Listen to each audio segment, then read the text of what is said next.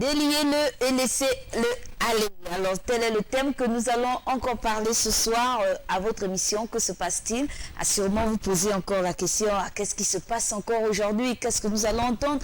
Alors, juste faire un compte-rendu, donc bilan de ce qui se fait durant la croisade d'évangélisation qui s'est tenue au carrefour du château d'Angonje, plus précisément à Kanda. Alors, nous sommes suivis ce soir sur LVS TV et sur les téléphones, sur vos smartphones. Vous pouvez aussi taper LVS TV Gabon sur votre page Facebook. Alors ce soir, nous sommes accompagnés de deux serviteurs de Dieu. Donc vous avez le docteur Aubert Njila. Shalom. Comment allez-vous? Dieu fait grâce et me laisse en bonne santé. Amen. Et juste à ma droite, vous avez le missionnaire Jean-Camille Engouan. La paix du Christ. Amen. Comment allez-vous? Dieu fait grâce. Amen. Alors, qu'est-ce qui se passe et qu'est-ce qui s'est-il passé durant ces 3 jours au carrefour Château d'Angonje? Les téléspectateurs ont soif de savoir ce qui s'est passé durant ces 3 jours parce que vous êtes venus avec ce thème, déliez-le et laissez-le aller. Alors, juste vous rappeler que si jamais vous voulez réagir, vous avez notre page Facebook par laquelle vous pouvez laisser vos commentaires, n'hésitez pas, et d'inviter aussi plusieurs personnes à suivre ces temps avec vous. Alors, nous ici, sur ce plateau, nous allons commencer déjà à savoir qu'est-ce qui s'est passé durant ces 3 jours. Pour commencer avec le premier jour, est-ce que la croisade a finalement eu lieu? Est-ce que les choses se sont passées telles que vous avez souhaité et comment vous avez consulté le Seigneur? Est-ce que vous avez atteint l'objectif? Le docteur Robert. Merci, bien-aimé. Dans le cadre de ces programmes spirituels, l'homme de Dieu a instruit l'Assemblée de se déporter de notre église à Kanda vers le lieu dit Château d'eau, afin d'aller à la rencontre des passants, d'aller à la rencontre des citoyens, d'aller à la rencontre des populations, de leur parler de l'évangile de Jésus-Christ, Jésus-Christ ressuscité. Ressuscité pour notre salut, ressuscité pour nous donner une opportunité de salut imméritée et gratuite. Et voici comment du 1er de ce mois d'août jusqu'au 3, hier, nous avons occupé le rond-point du lieu dit Château d'Angonje. Nous avons entretenu les populations. Nous leur avons parlé de l'évangile de Jésus-Christ. Nous leur avons présenté le Seigneur et le salut disponible. Nous avons exhorter ces populations sur un thème que nous retrouvons dans le 11e chapitre de l'évangile selon Jean.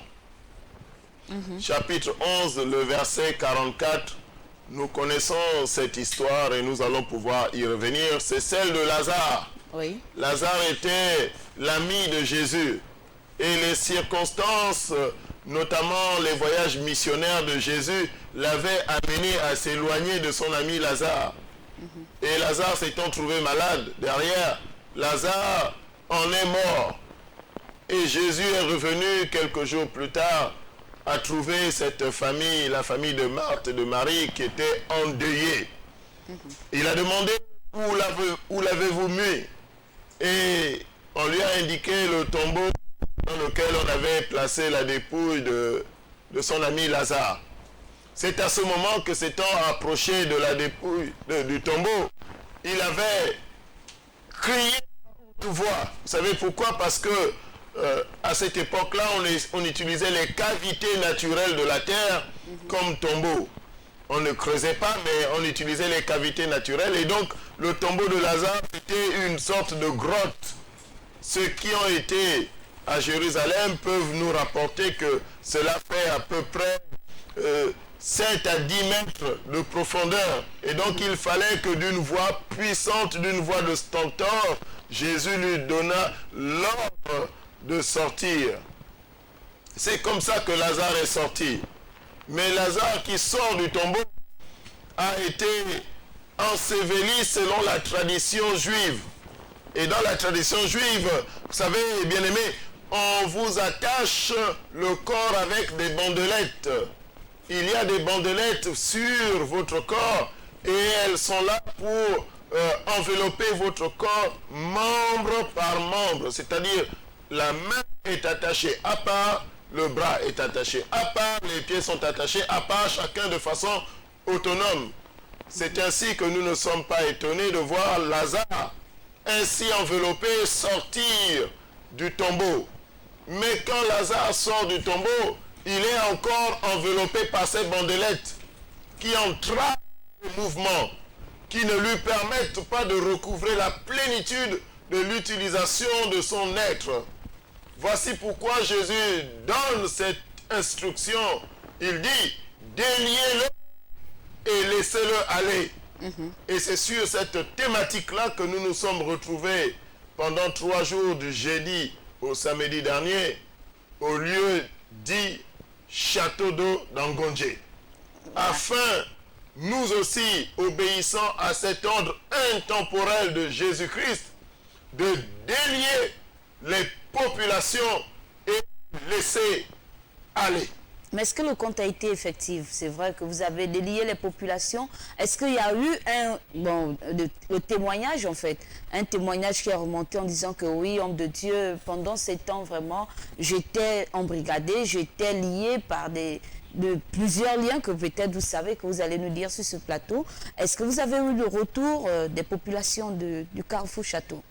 Notre satisfaction est tout à fait visible lorsque un homme, une femme délaisse sa vie antérieure, sa vie dans le péché, sa vie selon l'homme naturel, pour embrasser une vie spirituelle en suivant Jésus-Christ. Et nous avons eu des conversions. Nous avons ces conversions qui sont intervenues notamment le 3e jour avec la prédication du pasteur principal Alain Roger Babena Boukomba et son appel qui a été lancé. Nous avons vu ces personnes venir et accepter le Seigneur et je peux vous dire que c'est émouvant. La Bible dit que lorsque un pécheur se repent, il y a dans le ciel une grande clameur, une grande fête. Nos cœurs se sont réjouis de voir ces hommes, ces femmes accepter le Seigneur. Missionnaire Camille, est-ce que pendant ce temps, ce n'était pas des personnes de l'Assemblée qui ont donné leur vie ou ce sont, bon, peut-être que vous allez nous dire, ce sont des populations qui sont venues assister à cet événement, qui ont donné leur vie au Seigneur? Bon, j'aimerais déjà dire que c'était un événement sans façon. C'est-à-dire que ce qui s'est passé au château de Dangondje durant ces 3 jours, le 1er, le 2 et le 3, c'était... La main de Dieu était présente, l'Esprit de Dieu était présent. Et souvent, il fallait tout simplement être là. En réalité, les conversions n'étaient pas des habitués de l'Église, comme on peut le dire, c'est-à-dire des gens qui ont l'habitude de venir à l'Église, qui fréquentent l'Église. Ce sont des populations environnantes qui, après avoir écouté l'appel de l'homme de Dieu, l'appel du Seigneur, sont arrivés et ont donné leur vie au Seigneur. Alors, il faut rappeler que durant ces 3 jours, il n'y a pas seulement que les hommes de Dieu qui étaient là, il y avait des chantres de renom de ce pays qui étaient présents, qui ont participé à la réussite de cet événement avec nous.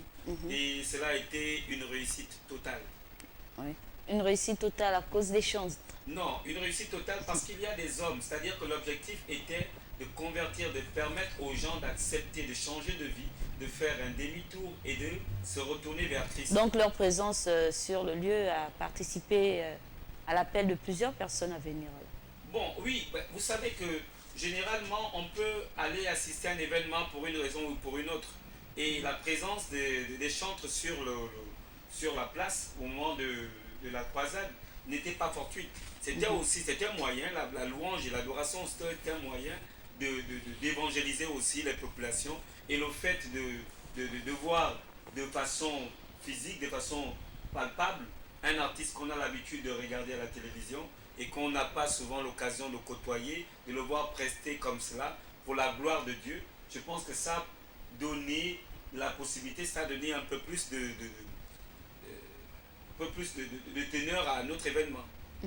Alors cet événement a eu lieu, beaucoup également voudraient faire comme vous et se posent la question, mais comment faut-il faire pour réaliser ce genre d'événement? Il y a beaucoup d'églises qui n'arrivent pas à organiser des croisades, ils préfèrent aller de porte à porte. Est-ce que c'est une culture pour vous à le faire chaque année ou bien à une période donnée, ou c'est une stratégie pour vous aussi d'aller vers les populations? Docteur. Merci.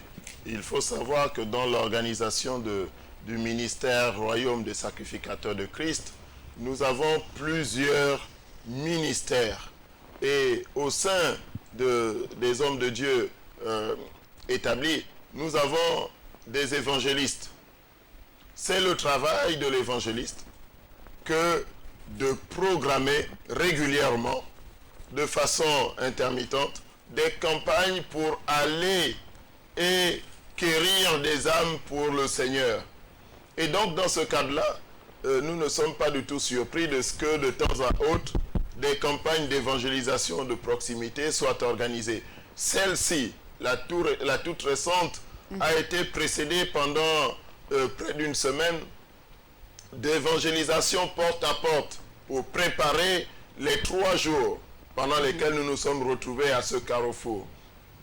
Nous avons commencé par une évangélisation porte à porte, une évangélisation de proximité, qui a servi aussi pour informer les habitants du quartier d'Angonje, parce que nous ne nous sommes pas limités au lieu dit Château d'eau. Nous sommes allés très loin dans la commune d'Akanda, afin de informer très largement les populations et leur dire que pendant 3 jours durant, les évangélistes, les missionnaires, les chantres de l'Éternel seront réunis, non pas dans leur assemblée, mais sur un lieu public, afin de saisir très largement les populations et leur annoncer l'évangile de Jésus-Christ. Le salut disponible. Le missionnaire Camille, le salut a été disponible pendant ce temps. Et comme vous dites, c'est un temps où vous êtes allé vers les populations. Mais je voudrais savoir, est-ce que vous le faites tous les jours, ou c'est juste le mois d'août ou le mois de septembre ou le mois de juillet que vous arrêtez pour le faire, au moins pour préparer aussi ceux qui nous suivent à savoir que à partir du mois d'août, les missionnaires de l'Église Royaume des Sacrificateurs du Christ vont se réunir à tel ou tel endroit pour appeler les âmes. Vous savez, le docteur l'a dit tout à l'heure, nous avons une organisation spéciale au sein du Royaume des Sacrificateurs de Christ. Et parmi les ministères présents, nous avons des évangélistes. Et l'évangéliste est le responsable même du comité qui a été désigné afin de pouvoir mener à bien l'organisation de cette croisade. Bon, pour répondre à votre question, il faut déjà dire que la mission qui nous a été donnée par le Seigneur n'est pas une mission ponctuelle. C'est-à-dire que c'est une mission normalement que tout chrétien devrait en fait effectuer tous les jours de sa vie. Et pour ne pas aller dans le désordre, nous avons une organisation bien précise dans notre comité. On dirait ici le comité Amen, Action missionnaire d'évangélisation des nations, pour donner la signification.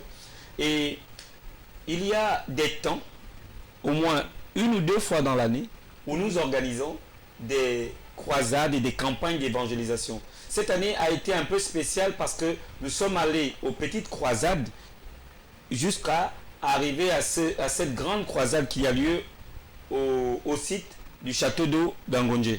Voilà, donc ce n'est pas quelque chose que nous organisons tous les jours, mais nous l'organisons, nous avions l'habitude de le faire au moins tous les trimestres. Aujourd'hui, maintenant, nous nous sommes dit, au lieu de le faire tous les trimestres de façon à tous les carrefours, déjà nous le faisions à tous les carrefours de la commune d'Akanda, tous les carrefours de la commune d'Akanda. Aujourd'hui, nous allons cibler chaque année un carrefour et organiser un événement aussi grand que celui que nous avons organisé tout récemment afin de pouvoir amener les âmes au Seigneur Jésus. Ok. Alors, pour parler toujours du bilan, c'est vrai que c'était grand. Est-ce que vous pouvez nous donner alors le nombre exact de personnes qui étaient présentes durant ces 3 jours? Puisque vous dites que c'était un événement aussi grand qui a attiré plusieurs personnes et c'était un grand carrefour et vous vous êtes attelé à faire cela 1 fois par année pour maximiser l'écho. Alors. Merci. Nous n'avons pas choisi cet endroit de façon fortuite. le carrefour du Château d'Eau est un lieu très fréquenté. Ce n'est pas un lieu dans lequel les personnes viennent pour s'asseoir, mais c'est un lieu de passage. Et vous avez toutes les populations de Cap Caravane, de Angondje Village, des quartiers environnants qui passent par là, soit pour aller vaquer à leurs occupations durant la journée, soit pour rentrer dans leur domicile le soir venu. Et nous avons pris ce moment stratégique du retour vers les domiciles. Parce que nous pensions qu'à ce moment-là, les populations pouvaient prendre le temps de s'arrêter un instant, écouter ne serait-ce qu'une partie de notre message. Et nous avons constaté effectivement qu'il y a eu cet intérêt. Moi-même, personnellement, j'ai été interpellé par plusieurs personnes qui ont dit me reconnaître dans la foule des personnes participant à cet événement et contribuant à son animation. Je peux vous dire qu'avec l'aide de l'organisation et la sonorisation que nous avons mise en place, nous avons pu attirer l'attention de plusieurs personnes. Nous avons parlé tout à l'heure des chantres. Vous savez, les cantiques sont très puissants pour attirer l'attention. C'est un peu comme lorsque nous sommes dans le livre de l'Exode, au chapitre 3, et que nous voyons Dieu allumer sur le mont Sinaï cette flamme, le buisson qui était en feu, mais qui ne se consumait cependant pas. Grâce à cela, l'attention de Moïse a été attirée. Il s'est dit, il faut que j'aille voir ce qui s'y passe. Et c'est comme cela, de cette même manière, que nous avons pu attirer l'attention de plusieurs sur la réalité de l'amour de Jésus, sur la disponibilité de l'amour de Jésus, sur le salut qui est un don gratuit et qui est disponible. Donc, vous n'avez pas eu le temps alors de compter, de quantifier les personnes qui étaient présentes. Nous ne comptons pas, nous n'avons pas pour objectif de compter. Nous avons pour objectif de faire passer le message de Jésus. Ouais. Et après ce message, fait son parcours dans les cœurs. Vous savez, la conversion est un processus. Et moi-même, je peux en témoigner puisque je n'ai pas toujours été chrétien. Il y a 10 ans, j'ai accepté le Seigneur Jésus, mais pas sur le coup. C'est un long processus qui se faisait dans mon cœur et la conviction un jour s'est révélée et j'ai fait ce choix de devenir chrétien. Je peux dire donc avec certitude que le message qui est prêché ne meurt pas. Et d'ailleurs nous savons cette parole de l'Éternel qui dit « Je veille sur ma parole afin qu'elle ne revienne pas à moi sans avoir accompli son mandat. » Nous, notre mission, c'est simplement de relâcher la semence de Dieu. Lorsque nous libérons la semence de Dieu, le Saint-Esprit veille pour toucher les cœurs, pour les incliner et en temps voulu, au moment opportun, les cœurs changent et ils viennent à Jésus-Christ. Nous avons fait notre office. Les cœurs ont changé pendant ce temps et pour savoir le jeudi, comme nous sommes encore au jeudi, quel est le message qui avait été prêché, le missionnaire Jean-Camille? Alors, le message prêché était déjà tout le message, c'est-à-dire le message clé, était basé sur le texte de Jean au chapitre 11, au verset 44. Et donc, tous les hommes de Dieu qui passaient à chaque passé le jeudi, l'apôtre Jean Clarence, voilà. Et tous ces hommes de Dieu qui passaient prêchaient autour de ce thème-là, déliez-le et laissez-le aller. L'idée centrale un peu de... Bon, l'idée centrale était tout simplement, comme on a l'habitude de le dire, la conversion des âmes. C'est-à-dire qu'il fallait faire comprendre aux populations d'Akandas, précisément aux populations des environs du Château d'Eau, que le royaume de Dieu est proche et qu'il est temps de Et là, aux changer. populations aussi d'LVS. Oui, les populations d'LVS.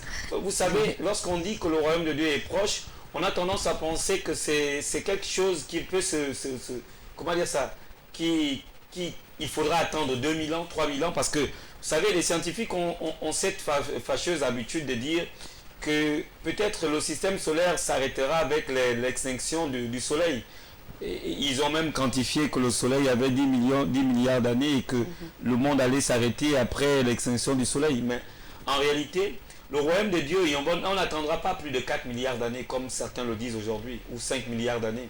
Le royaume de Dieu est proche. Le Seigneur a dit que lorsque vous verrez certaines choses s'accomplir, sachez que le temps où j'arriverai est en train d'arriver en fait. Voilà. Donc c'était un peu le message autour duquel tournait la parole de l'homme de Dieu le jeudi. Et pour ce qui concerne le vendredi, pour aller un peu, le docteur Robert. Merci. J'ai eu le privilège de porter la parole ce jour de vendredi.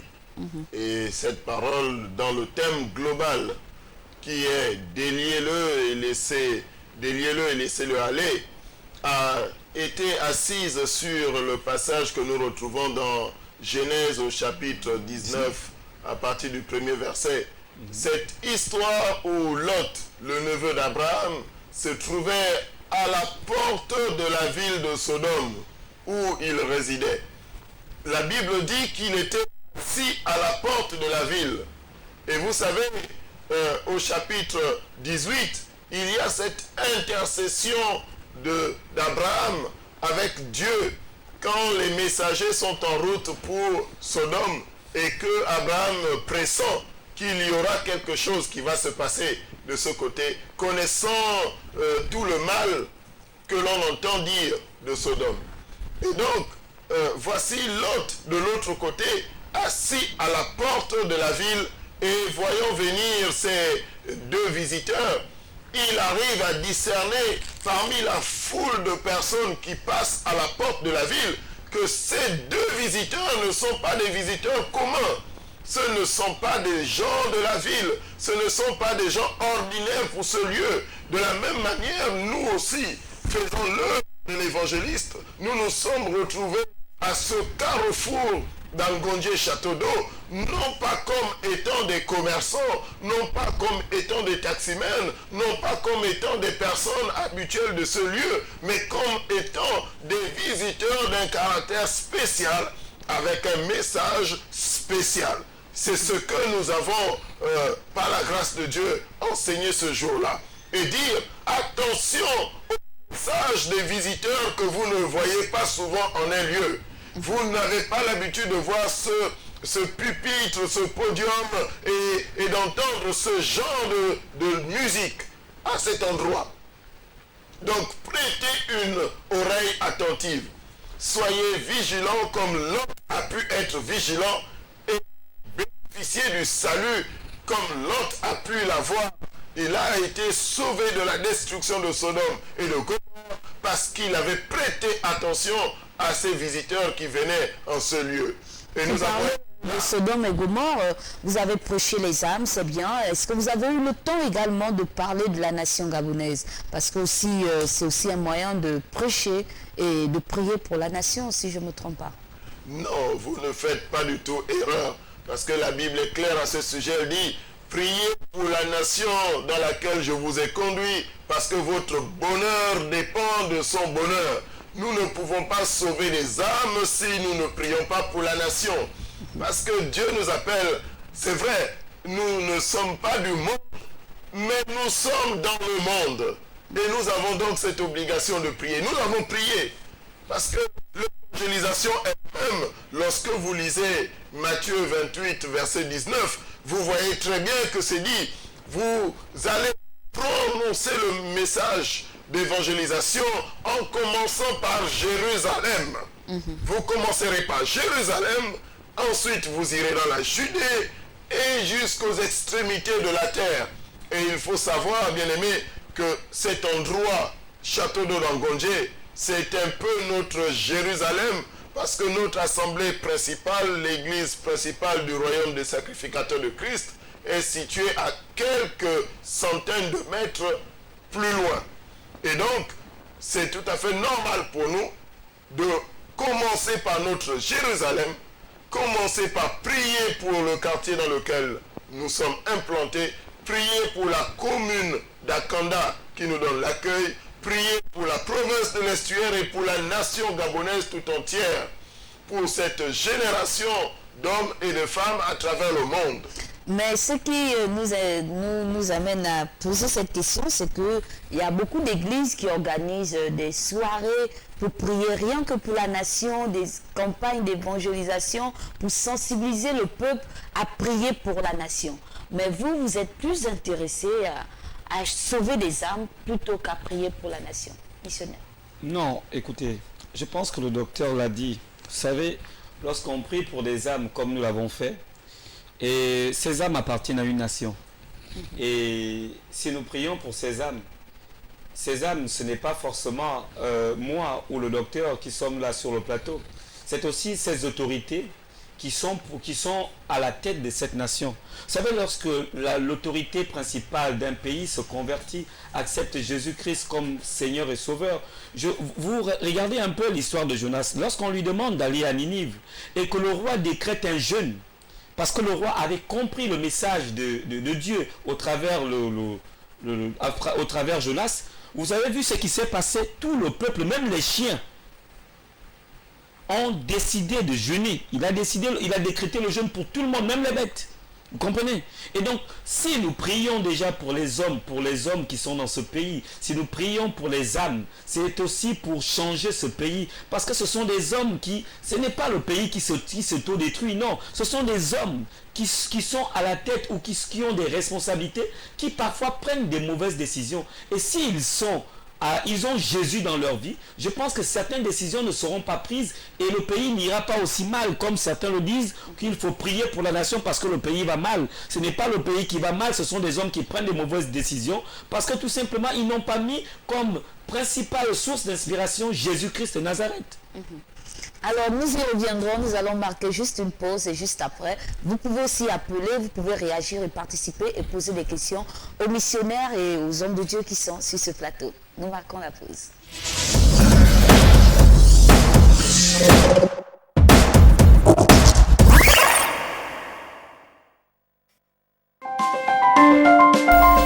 Vous êtes sur LVS. Vous êtes opérateur économique, entité religieuse ou particulier.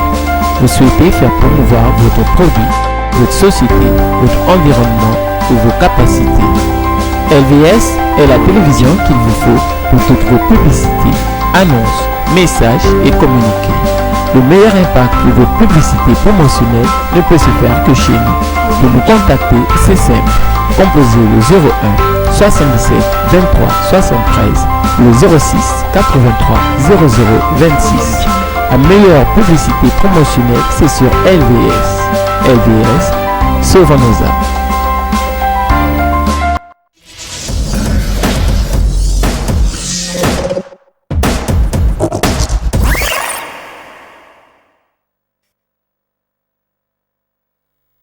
Notre Dieu, il est fidèle et je sais que le peuple de LVS TV également ont ce caractère de Dieu à être fidèles devant leur poste récepteur ce soir, à écouter ce qui se fait, les bienfaits de Dieu, vous savez. Je vois ça un peu comme un rapport où on vient raconter les bienfaits de Dieu qui se sont déroulés pendant ces 3 jours au Carrefour Château. Alors je pense que pour vous, il est mieux aussi d'appeler pour savoir est-ce qu'il est possible qu'on soit délié et être laissé libre. Donc vous pouvez appeler. Et là nous sommes encore sur le point de faire quand même le tour de ce qui s'est fait et après nous allons rentrer dans le vif du sujet. Donc nous étions au jour du vendredi. Le docteur a fait déjà le compte rendu et le missionnaire également a complété. Pour aller maintenant un peu plus devant, le samedi, qu'est-ce qui s'est passé le samedi? Le samedi, le pasteur Alain Roger Bamenda Bukomba nous a entretenu sur le texte de Psaume 18, du verset 5 au verset 7. Il s'agissait de faire en fait ressortir ces liens-là. Parce que lorsqu'on dit à quelqu'un, lorsque Jésus dit déliez-le, ça veut dire qu'on est lié. Et c'est quoi ces liens? Et ce sont ces liens-là qu'il a en fait fait ressortir, montrer, à faire la démonstration de façon claire que chacun de nous est lié. Lorsqu'on n'a pas Jésus dans sa vie, on est lié. Et dans ce texte de Psaume 18, il fallait faire ressortir les liens de la mort. Aujourd'hui, vous savez, j'ai une formation qui me permet de comprendre certaines choses. C'est-à-dire qu'on nous a expliqué que l'homme a 6 degrés de liberté. L'homme peut avancer, il peut reculer, Il peut aller à gauche, à droite, il peut monter, il peut descendre. Ce qui fait 6 degrés de liberté. Et lorsqu'un homme est lié à quelque chose, il perd un degré de liberté. Ce qui veut dire qu'en fait, les autres mouvements, c'est-à-dire les autres mouvements sont maintenant assujettis au lien qu'il a avec ce qui en fait l'attache. Et donc, lorsqu'il parle du lien de la mort, c'est-à-dire cette façon même que l'homme est lié à la mort. Vous savez, hein, on peut aller là où on veut, on ne peut pas fuir la mort. C'est quelque chose qui nous entoure. Mais comment couper ce lien? Ne pas être tout simplement agrippé à la notion de la mort, c'est-à-dire avoir cette peur de la mort. Parce que l'apôtre Paul dit, à un moment précis de notre vie, la mort doit être un gain pour nous.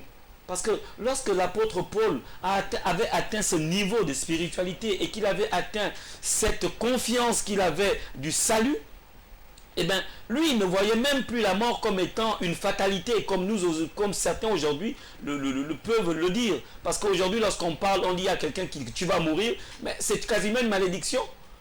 Il peut même vous porter plainte parce qu'il se dit... Mais qui n'aura pas peur de la mort, docteur Robert? Aujourd'hui, c'est vrai qu'on prêche cela et l'apôtre Paul le dit, et facilement on peut répéter ces paroles. Mais je pense que, n'empêche qu'à un moment, lorsqu'on sent qu'on est même bousculé par une maladie, on se dit, mince, la mort me guette certainement. Je pense que tout humain a quand même peur de la mort. Est-ce que c'est pas naturel? Certainement, c'est naturel. Mais nous ne sommes pas appelés à laisser prévaloir notre naturel. Nous sommes appelés à faire une mise en avant de notre spirituel. Et nous chrétiens, nous croyons qu'il y a une vie après la vie présente. Et la Bible dit en cela, il a été donné à l'homme de vivre, de mourir une seule fois, après cela vient le jugement. Et donc nous ne devons pas avoir une appréhension de ce jugement. Nous ne devons pas avoir une crainte, parce que si nous accrochons à la vie présente, nous n'allons cependant pas dépasser la date de péremption, si je puis parler ainsi, de notre corps charnel. Nous n'allons pas pouvoir maintenir notre existence jusqu'à 200 ans. Personne ne vit jusqu'à 200 ans. Alors pourquoi avoir peur de quelque chose d'inéluctable, d'inévitable, d'incontournable? Si vous savez cela, vous savez que vos parents sont venus, vous ont mis au monde et sont partis. Aujourd'hui, vous êtes vous-même parents de vos enfants et vous allez tôt ou tard les laisser. Alors Jésus vient vous dire que si tu veux sauver ta vie, tu la perdras. Mais si tu la perds à cause de lui, alors tu la sauveras. C'est pourquoi nous allons dans ces carrefours. Pour dire, arrêtez d'avoir la peur de choses naturelles auxquelles vous ne pouvez de toute façon pas faire face tout seul. Vous ne pourrez pas faire face tout seul à la mort. Mais il y a 2000 ans, un homme venu du ciel est mort à la croix afin que nous ayons cette assurance qu'il y a une vie au-delà de cette vie. Alors l'assurance aujourd'hui, est-ce que c'est ce qui devra animer le chrétien à ne pas avoir peur de la mort? Et pourtant, nous voyons quand même comment dans les églises, il y a beaucoup qui prient pour chasser la mort et dire que la mort, l'esprit de mort s'éloigne, l'esprit de mort s'éloigne. Et pourtant, les chrétiens devaient dire que la mort n'a qu'à venir et me prendre maintenant. Non, vous savez, vous avez posé cette question tout à l'heure et vous avez dit, est-ce que c'est naturel d'avoir peur de la mort? Vous savez, lorsqu'on est attaché à la chair, c'est-à-dire à la vie terrestre, on a tendance à penser que si on quittait cette vie, il n'y a rien d'autre. Et puis, il y a ce qu'on appelle la peur de l'inconnu. La mort est une inconnue. Parce qu'en réalité, l'expérience de la mort a été faite par un seul homme sur terre. Il est mort, il est ressuscité. Lui, il sait, il connaît le secret de la mort. La Bible dit même qu'il est allé arracher les clés de l'environnement de la mort. Donc, Jésus, lui, il peut nous donner un peu, il nous donne les aperçus, il peut nous donner clairement ce qu'il y a après la mort. Et la Bible nous parle même de la mort. Le chrétien, en fait, lorsqu'il chasse la mort, c'est cette mort prématurée. Une mort que Dieu, en fait une mort qui n'a pas encore été, comment dire ça, qui n'est pas dite, qui n'est pas écrite. Parce qu'en réalité, lorsqu'on a peur de la mort, lorsque le chrétien a peur de la mort, c'est peut-être parce que, bon, on se dit, est-ce que je suis en règle avec Dieu? Est-ce qu'en ce moment, je suis en conformité avec Dieu? Si maintenant, je me retrouve en train d'être appelé devant Dieu, là maintenant, est-ce que j'irai réellement rejoindre le Père? J'irai dans le sein d'Abraham? Bon, un chrétien, celui-là même qui est chrétien, parce que je ne voudrais pas parler de faux ou de vrais chrétiens, je parlerai du chrétien. Le chrétien, en réalité, ne devrait pas avoir peur de la mort. Parce que nous savons tous que cette mort-là n'est pas une fin de toute chose. Il y a autre chose. C'est-à-dire que Jésus nous rassure qu'après cette mort, nous aurons gagné une autre vie et une vie meilleure que celle que nous vivons aujourd'hui. Donc la vie meilleure, c'est celle-là qu'il faut rechercher alors. Donc ce qui veut dire que pendant ce temps, le vendredi, les hommes se sont attelés, je ne dirais pas attelés, les hommes ont accepté alors de vivre la mort éternelle, ou bien c'est la vie éternelle, qu'est-ce que vous voulez dire? Ce que nous voulons dire, nous ne vendons pas la mort. Nous vendons l'espérance. Nous vendons l'espérance. Nous ne vous disons pas, venez, nous avons le remède pour contourner la mort. Non, nous sommes en train de vous dire, à l'image de Jésus-Christ qui a survécu à la mort, qui a désormais en sa possession les clés de la mort, nous allons nous aussi, parce qu'il est le premier-né d'entre les morts, nous aussi allons renaître de la mort et donner l'assurance qu'il y a une résurrection. Vous savez, quand vous lisez ce chapitre 11 de l'évangile de Jean, il ne traite pas simplement de la question de la résurrection de Lazare. C'est d'abord un débat, un échange entre Marie et le Seigneur. Marie est la sœur de Lazare. Et Lazare est décédé alors qu'il était l'ami de Jésus. Et Marie, discutant avec Jésus, lui dit, si tu avais été là, il ne serait pas mort. Et Jésus lui dit, mais il va renaître. Et alors, elle dit, oui, je sais parce que c'est écrit ainsi qu'il y aura une résurrection des morts. Et Jésus d'insister pour dire, non, il ne s'agit pas de celle-là. Moi-même, je suis la résurrection. Et pourquoi ce thème est arrivé? Cette résurrection n'est arrivée que pour être un témoignage de ce qui va arriver à la fin des temps. Vous savez, au son de la 7e trompette, dit la Bible, les morts en Christ ressusciteront les premiers. C'est-à-dire ceux qui sont morts pour le Seigneur, ils vont renaître. Et nous, qui serons trouvés vivants, à ce moment-là, notre corps mortel, notre corps corruptible va revêtir l'incorruptibilité. Je rappelle que le message de l'Église n'est pas de vendre la mort, mais de présenter l'espérance. L'espérance en Jésus-Christ. Si vous êtes lecteur attentif de la Bible, vous devez connaître cette histoire du roi Ézéchias. Elle se trouve dans le 2e livre des rois, au chapitre 20, à partir du verset 1er jusqu'au verset 11. Ézéchias était en souveraineté et il s'est trouvé gravement malade. La Bible parle de sa maladie comme d'une maladie mortelle. Et c'est de cette manière que Dieu envoie le prophète Ésaïe pour lui annoncer de faire ses affaires parce que désormais il est appelé à aller de l'autre côté. N'ayez aucune crainte ni aucune honte à fléchir les genoux comme Ézéchias a fléchi les siens. N'ayez aucune appréhension à implorer le Seigneur. Si vous trouvez que votre vie mérite encore d'être rallongée, c'est tout à fait normal de prier. Et sachez que Jésus a pleuré devant la tombe de Lazare.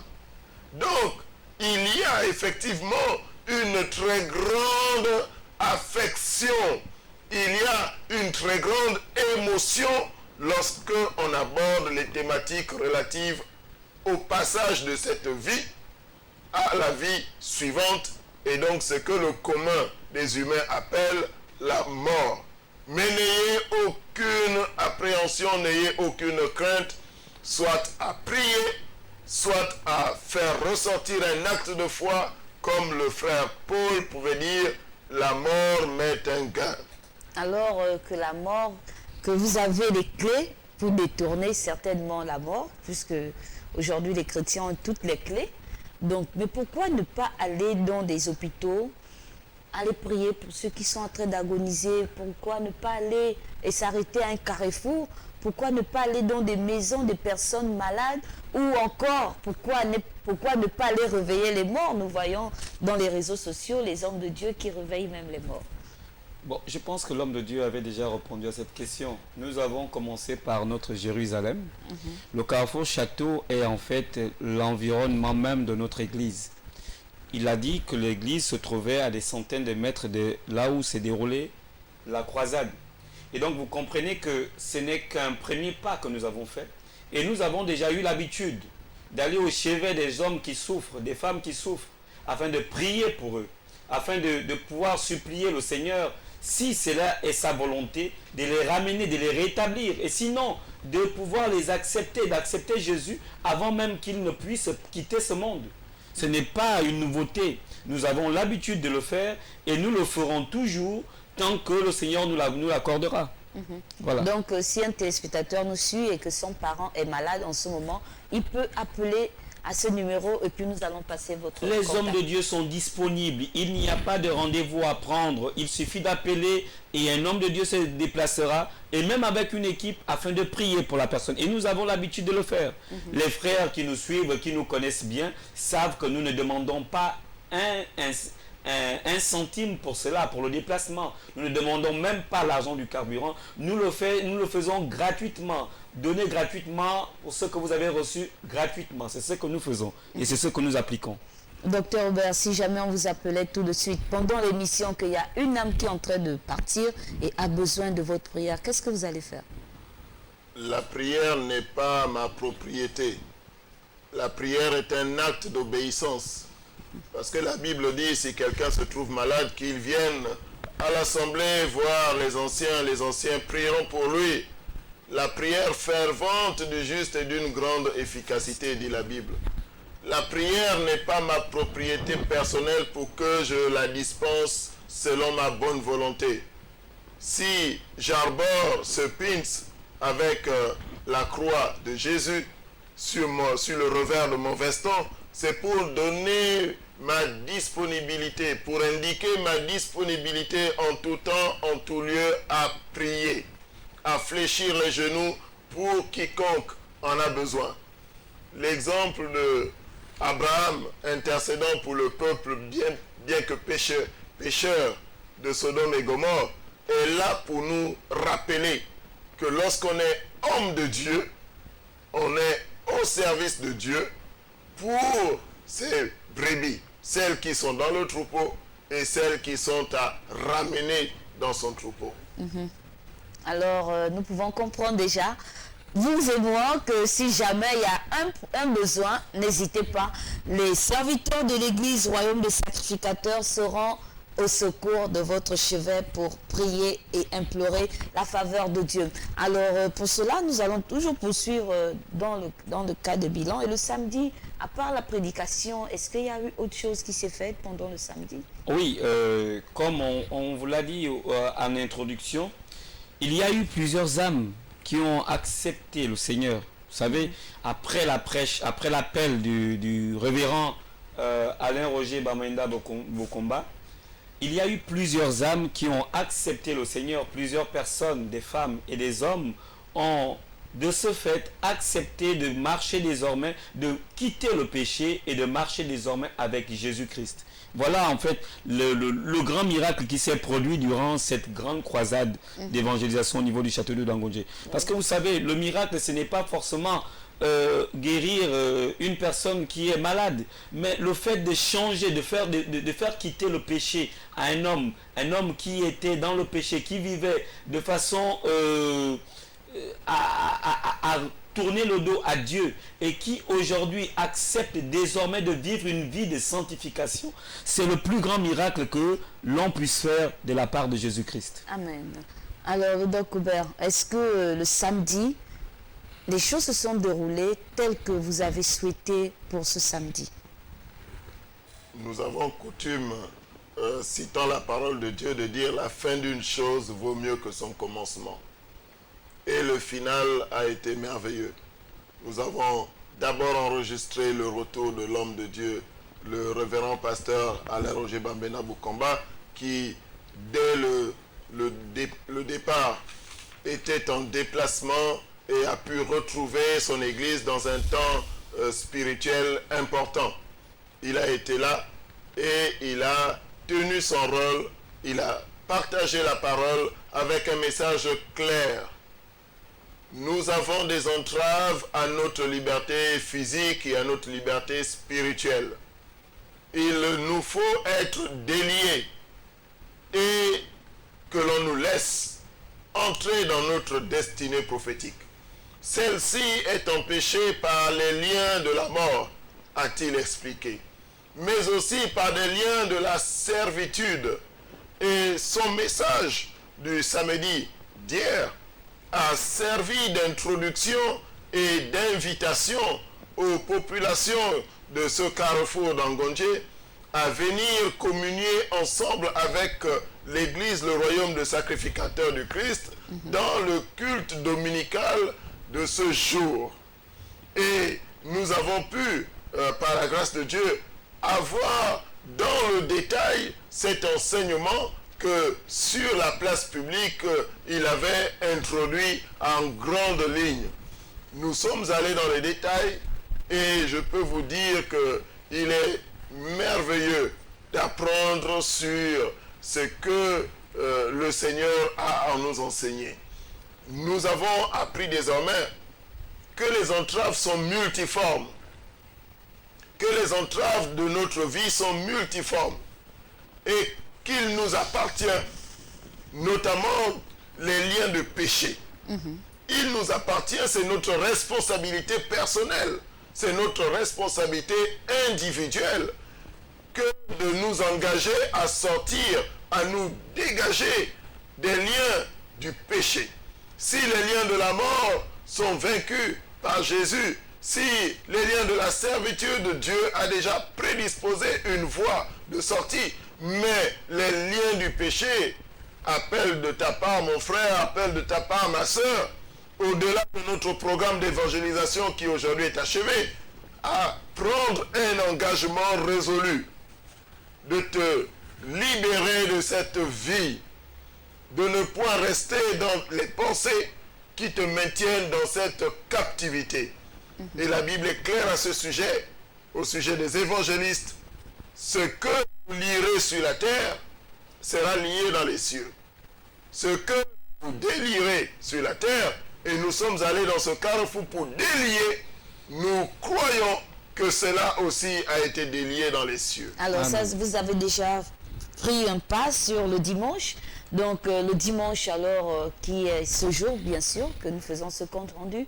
Est-ce que vous avez vu la participation des personnes qui ont donné leur vie au Seigneur durant ces 3 jours? Bien sûr, servant de l'Éternel, nous avons vu, vous savez, il y a eu, cette semaine a été particulière et nous pouvons dire que l'église a été archi-comble. Archi-comble. Pourquoi? Parce que le message qui a été donné au château d'Angondje n'était pas un message qui venait d'un homme. C'était un message qui venait de Jésus-Christ de Nazareth. Et ce message a touché particulièrement certaines personnes, ce qui a fait que nous avons vu que l'église a fait un plein inhabituel. Il y avait, toutes les places étaient occupées et même qu'on avait du mal à trouver une chaise pour certaines personnes, vous comprenez? Donc c'était vraiment merveilleux, nous avons passé un culte merveilleux avec de nouvelles âmes, avec de nouvelles personnes, des personnes qui n'avaient même jamais été une fois à l'église, qui n'ont jamais mis pied à l'église, ont été ce dimanche-là au sein du royaume des sacrificateurs de Christ afin d'écouter l'évangile de Jésus-Christ. Mais qu'est-ce que vous allez faire alors de ces âmes-là? Est-ce que vous allez faire comme le thème le dit, déliez-le et laissez-le aller, ils seront comme ça, dans la nature, en train de se chercher? Qu'est-ce que vous avez mis en place pour garder et entretenir ces âmes? Oui, effectivement, dans le cadre de l'organisation spirituelle au sein de l'Église du Royaume des Sacrificateurs de Christ, il y a plusieurs volets. Lorsque l'évangélisation a amené des âmes dans l'assemblée, alors d'autres volets organisationnels prennent le relais. Notamment cette annonce qui a été faite ce matin portant sur l'organisation des cours de baptême pour le mois de septembre prochain, le 21 septembre, il y aura les eaux du baptême. Les eaux de baptême, c'est quoi? C'est le rituel d'admission au sein de l'Église. Vous n'appartenez pas, mon frère, ma soeur, à l'Église parce que vous fréquentez une assemblée. Vous appartenez à l'Église, vous êtes membre du corps de Christ à partir du moment où vous avez reçu le baptême. Et chez nous, nous parlons de baptême par immersion. Et cela ne va pas se passer simplement comme ça. Vous venez le jour du 21 septembre prochain et vous entrez dans l'eau. Non, vous devez recevoir des enseignements. Parce que la Bible est claire à ce sujet. Elle dit, vous connaîtrez la vérité et la vérité vous rendra libre. La vérité, ce sont les enseignements qui vous la donnent. Vous n'allez pas venir simplement comme ça et être baptisé sans comprendre ce que vous posez comme acte. À part le baptême, y aura-t-il autre suivi? Il y a bien sûr d'abord à s'admettre dans le corps de Christ. Et ensuite, dans cette assemblée, le royaume des sacrificateurs de Christ, vous trouverez qu'il y a plusieurs accompagnements. Il y a les frères, les sœurs qui sont disponibles, mais il y a aussi que nous avons à travers l'école biblique internationale Rabbi, deux processus d'enseignement qui pourraient vous correspondre selon votre niveau d'études, selon votre niveau d'implication. Il y a le certificat d'abord. Il y a le certificat d'études bibliques qui pourrait vous intéresser comme une initiation à l'enseignement de la parole de Dieu. Parce que lorsqu'on dit études bibliques, on dit comprendre la parole de Dieu. Et il y a le diplôme d'études bibliques, qui est un niveau supérieur, notamment pour des personnes à haut niveau d'éducation, qui vous permettra d'appréhender des concepts plus élaborés en matière de compréhension de la parole de l'Éternel. Amen. Alors, je sais que beaucoup sont intéressés déjà lorsqu'on parle du baptême et beaucoup se posent aussi la question sur ce genre de baptême. Ce n'est pas une polémique en ce moment. Si jamais vous voulez, vous pouvez appeler à ce numéro et les hommes de Dieu vont vous répondre.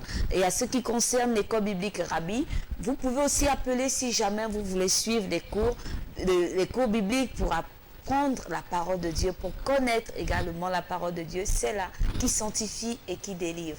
Donc toutes sortes de bénédictions que vous voulez se trouvent dans la parole. Donc il faut la chercher et la connaître en profondeur. Voilà pourquoi nous sommes sur LVS TV, cette chaîne qui est là pour gagner les âmes à l'Éternel. Nous marquons une pause et juste après nous allons revenir encore.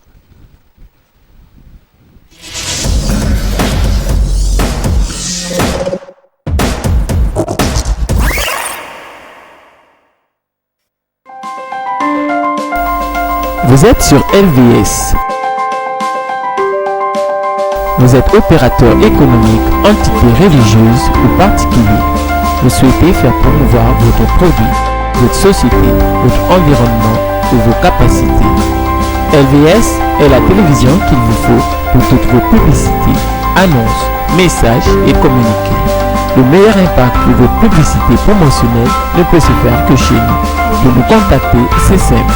Composez le 01 77 23 73 ou le 06 83 00 26.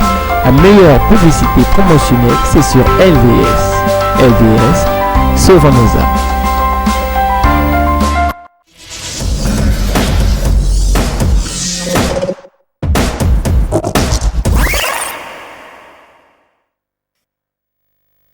êtes sur LVS TV, la chaîne qui prône pour sauver les âmes pour le Seigneur. Alors, vous êtes à votre émission. Que se passe-t-il et que se passe-t-il ce soir? Nous sommes donc sur un point du compte rendu, le compte rendu de la croisade d'évangélisation qui s'est passée du côté du carrefour d'Angonje au château d'eau.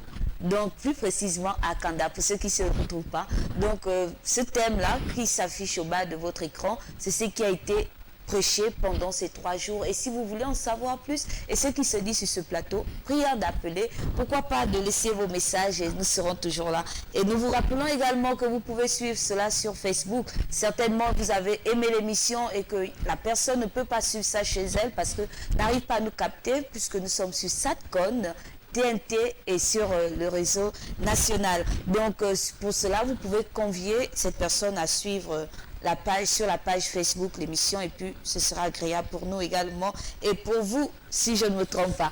Alors, pour cela, nous poursuivons l'émission et nous sommes arrêtés sur le suivi des âmes qui donnent, les âmes qui sont connues par le Seigneur le jour de l'évangélisation. J'arrive. Pendant ce temps, qu'est-ce que les hommes de Dieu font? Est-ce qu'ils prennent ces âmes ou juste les laissent dans la foule de l'église ou pendant ce temps, ils vont les entretenir? Nous étions sur cela et nous avons dit, si vous voulez, vous pouvez appeler pour participer. Alors, serviteur de Dieu, le missionnaire Jean-Camille, comment ça se passe au niveau du comité d'évangélisation lorsque vous recevez des âmes? Déjà, dans le comité d'organisation, il y a, déjà même pour parler de l'organisation de l'église elle-même, il y a un comité qu'on appelle le suivi des âmes. Et ce comité travaille en étroite collaboration avec le comité d'évangélisation Amen. Et c'est ce comité, après avoir accepté, c'est-à-dire après avoir recueilli les âmes au sein de l'église, c'est ce comité qui est censé en fait encadrer ces âmes-là durant tout le temps où ils seront des bébés spirituels, afin de pouvoir déjà se diriger vers le baptême, suivre les cours de l'école biblique Rabbi, afin de devenir des adultes dans la spiritualité. Oui. Voilà. Donc il y a tout un processus, c'est-à-dire toute une organisation autour de ces âmes-là qui va permettre en réalité de mieux encadrer les personnes qui auront accepté Jésus et qui décideront de continuer avec nous dans l'église royaume des sacrificateurs de Christ. Mais est-ce que facilement, lorsqu'une âme vient au Seigneur comme ça, tout de suite se lance? Est-ce qu'il est conseillé que cette personne se lance tout de suite au cours de baptême, aller prendre des cours bibliques? Est-ce qu'il n'y a pas un temps d'observation, un temps d'entretien pour connaître la vie de la personne, ce qu'elle fait dans la société avant de se lancer à prendre le baptême? Parce que c'est quand même un acte de foi. Est-ce que tout de suite vous avez un baromètre pour savoir que oui, cette personne est prête à accepter le Seigneur et à marcher avec lui?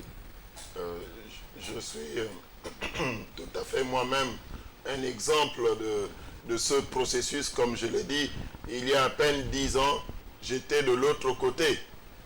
Et j'ai été moi-même aussi soutenu lorsque j'ai accepté d'embrasser la foi chrétienne. Je peux vous dire que le manque d'encadrement, le manque d'accompagnement est préjudiciable à la foi. La foi est comme une flamme. Et si cette flamme n'est pas encadrée, alors elle vacille et elle n'est pas loin de s'éteindre.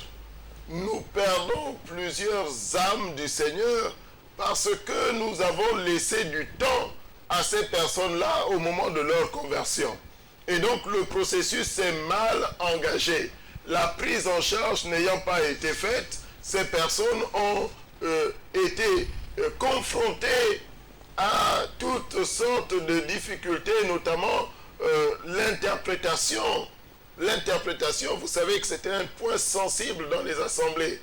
Vous arrivez dans une église et vous êtes dans des rituels que vous ne comprenez pas. S'il n'y a personne pour vous dire ce qui se passe, à partir de ce moment, vous êtes exposé. Dans le livre des Actes des Apôtres, chapitre 8, nous avons cette histoire de celui qui gardait les trésors de Candace, la reine d'Éthiopie. C'était un eunuque. Il était venu à Jérusalem et il s'en allait. Il était sur le chemin du retour. Vous savez ce que ça veut dire? Ça veut dire que cet homme est venu en pèlerinage, il a communié et il est en train maintenant de partir.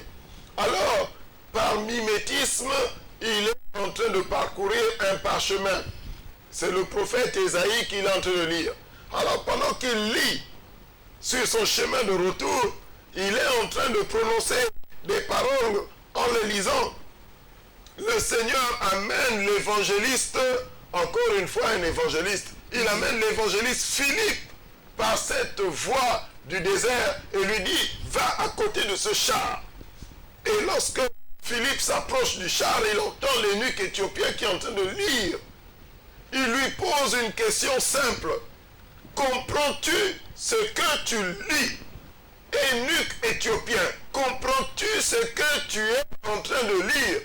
Et je vous rappelle que cet homme sortait de la communion avec les autres à Jérusalem.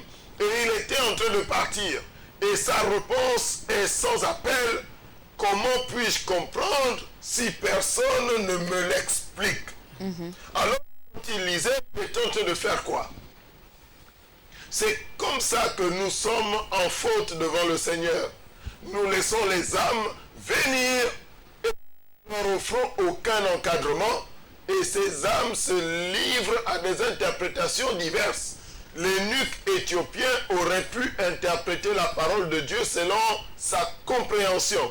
Mais est-ce que pendant la croisade d'évangélisation, lorsque les âmes viennent, est-ce que tout de suite peut naître la foi d'une personne?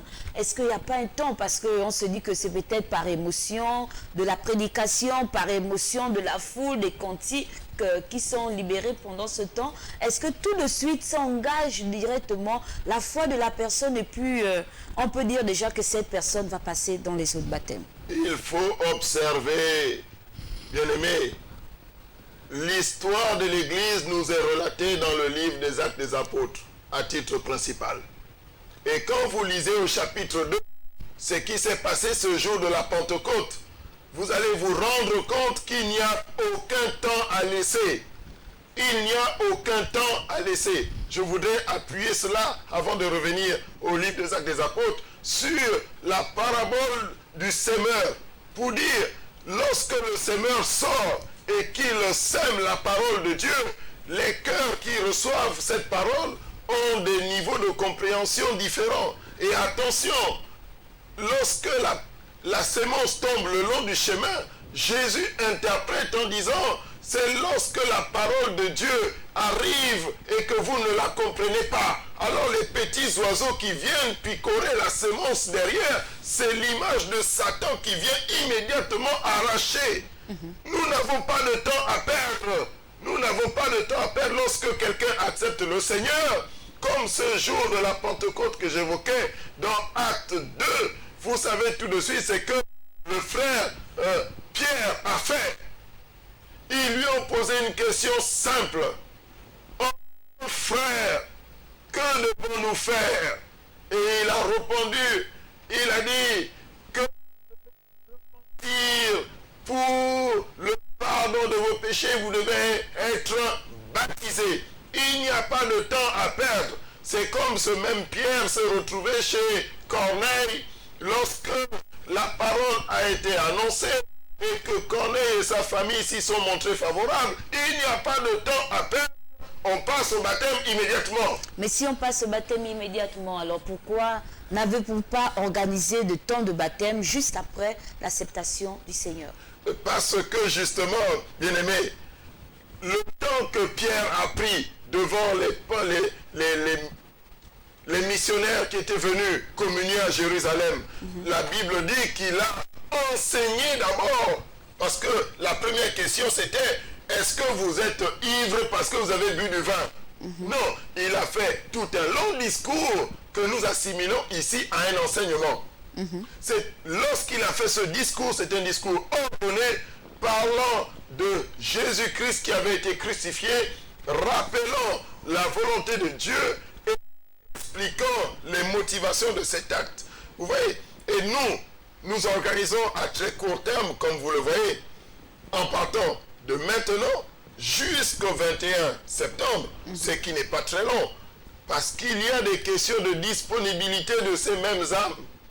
Est-ce que ces âmes sont immédiatement là, sans aucune occupation à notre disposition pour que nous puissions faire autrement? Non. Nous pensons que chacun a ses occupations et donc nous faisons un programme qui soit accessible à tout le monde et que chacun puisse bénéficier de cet enseignement et prendre la décision, le baptême, que ce soit celui de l'eunuque éthiopien en acte 8, que ce soit celui des 3000 personnes qui ont accepté le Seigneur en acte 2, que ce soit Pierre chez Corneille, que ce soit Paul Silas dans cette prison face aux gardiens de prison dont la famille entière a accepté la foi chrétienne, mérite d'abord qu'il y ait un enseignement.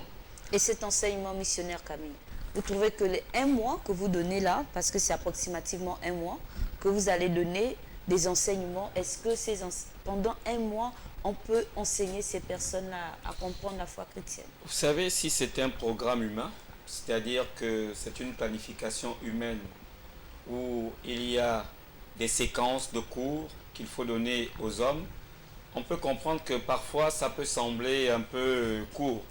Mais il s'agit de l'œuvre de Dieu. Et vous savez que Dieu, lorsqu'il veut vous faire comprendre quelque chose, il peut le faire même en une seule journée. Voyez.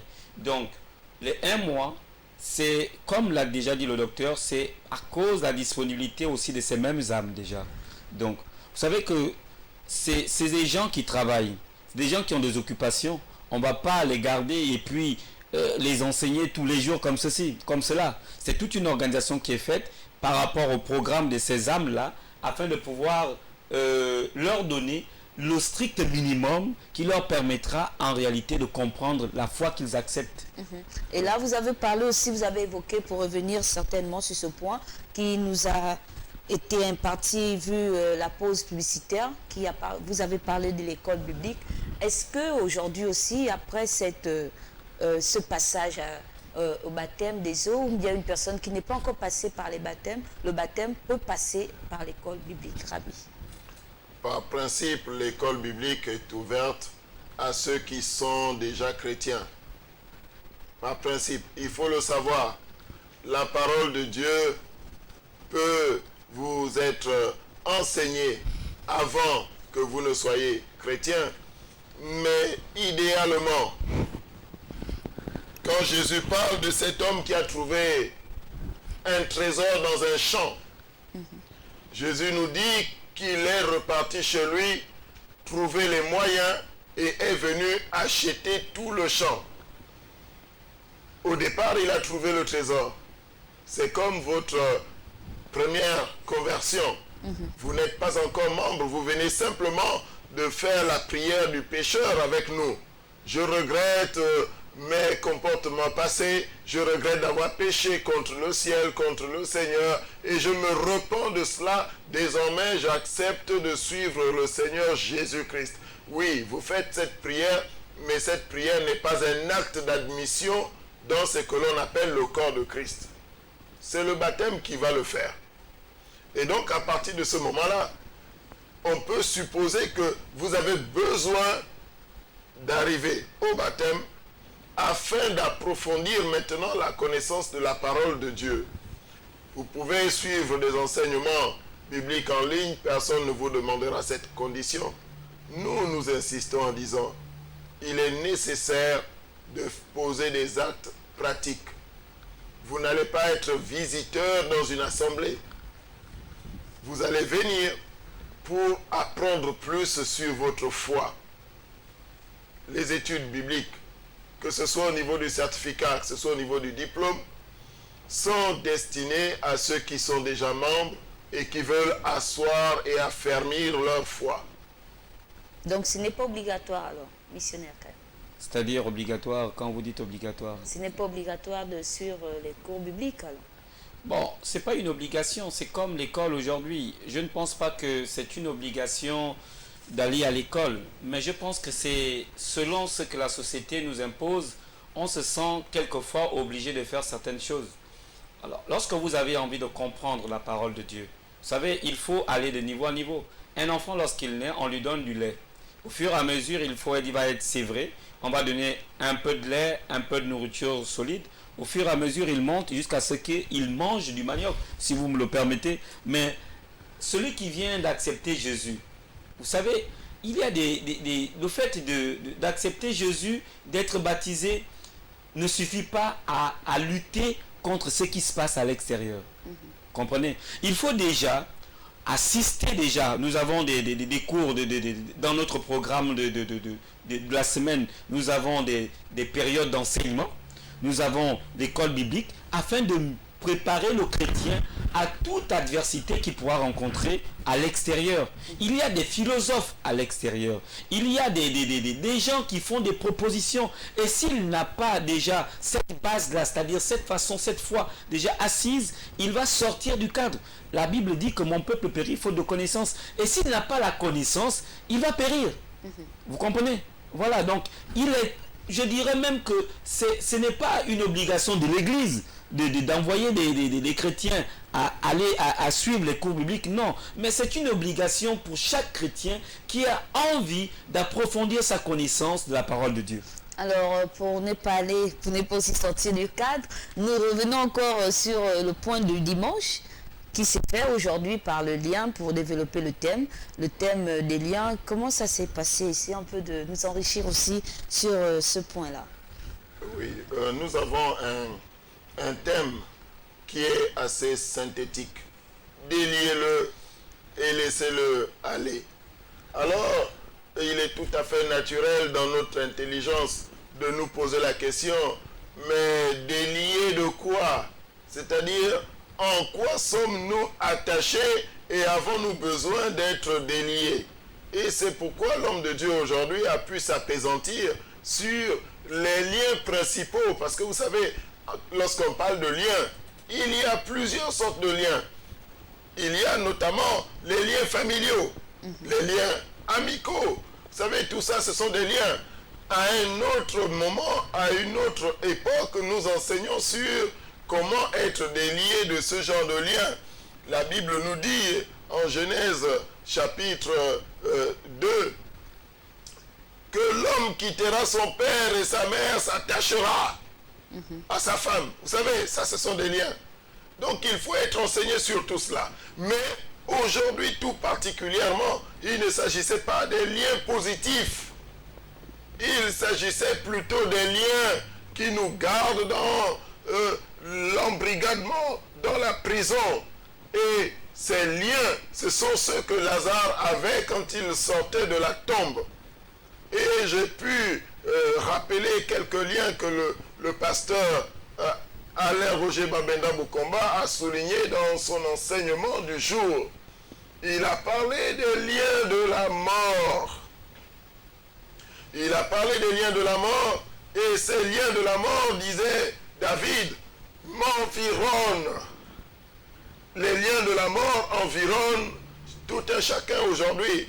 La pensée que nous avons sur la mort, les appréhensions que nous avons sur la mort, les inquiétudes que nous avons quant à ce phénomène jusqu'aujourd'hui, peut-être inexpliquées. Ces appréhensions, ces pensées constituent des liens. Et il a dit, il faut savoir être délié de cela. Il a parlé des liens de la servitude. Et ces liens aussi, il faut savoir être délivré de cela.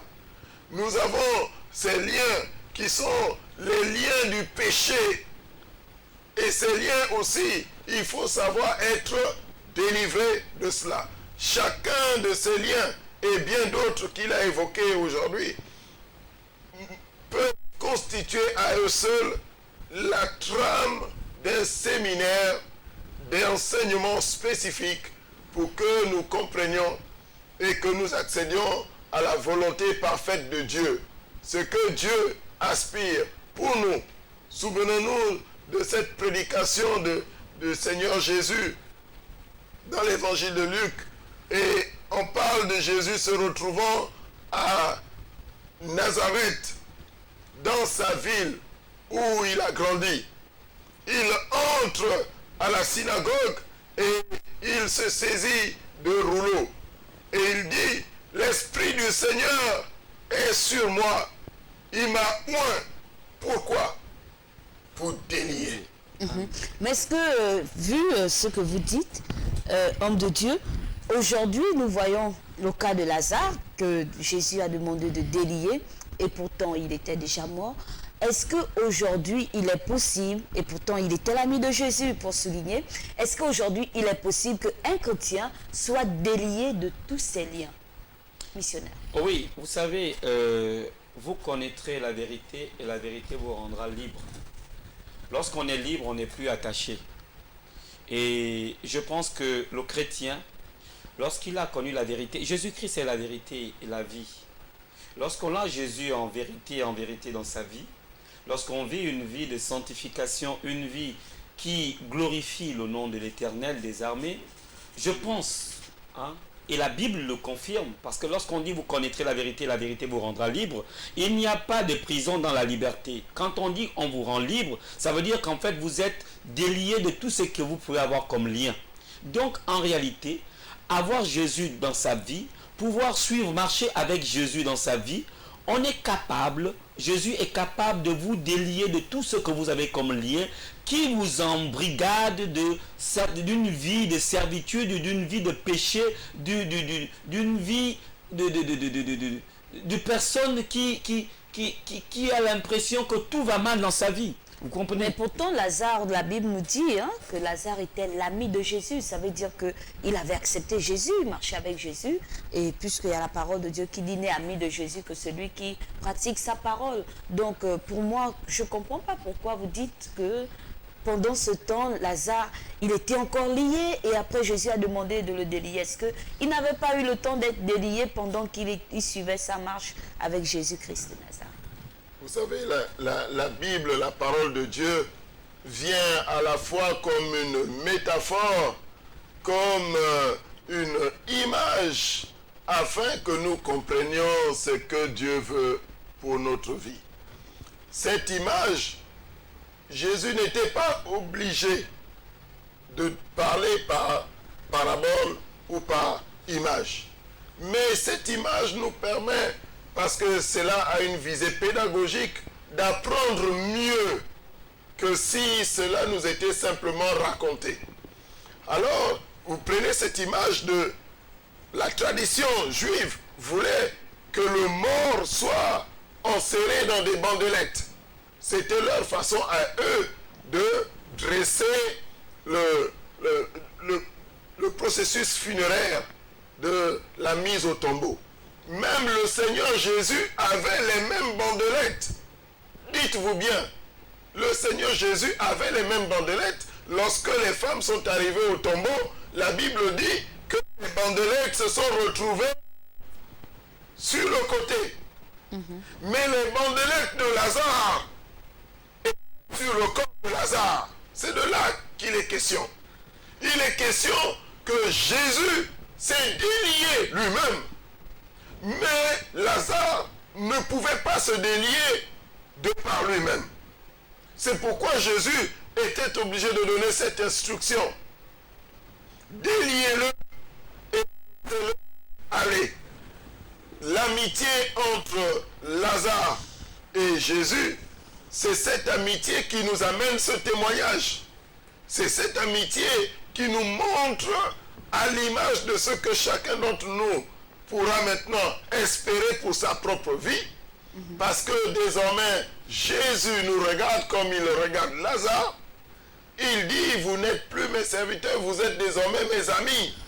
Nous sommes nous désormais les amis de Jésus. Amen. Et il est clair à ce sujet, il dit que nous sommes co-héritiers, c'est-à-dire les bandelettes que Jésus a délaissées sur le côté dans son tombeau. Nous aussi, nos bandelettes seront mises de côté pour peu que nous nous alignions dans l'image et la ressemblance de Jésus-Christ. Est-ce que ces bandelettes ne seront pas mises de côté alors Oui, le jour de l'enlèvement ou à la résurrection? Ils seront mis de côté. En fait, c'est pour dire que vous imaginez que lorsque Jésus arrive, il y a Marie qui dit à Jésus, si tu aurais été là, Lazare ne serait pas mort.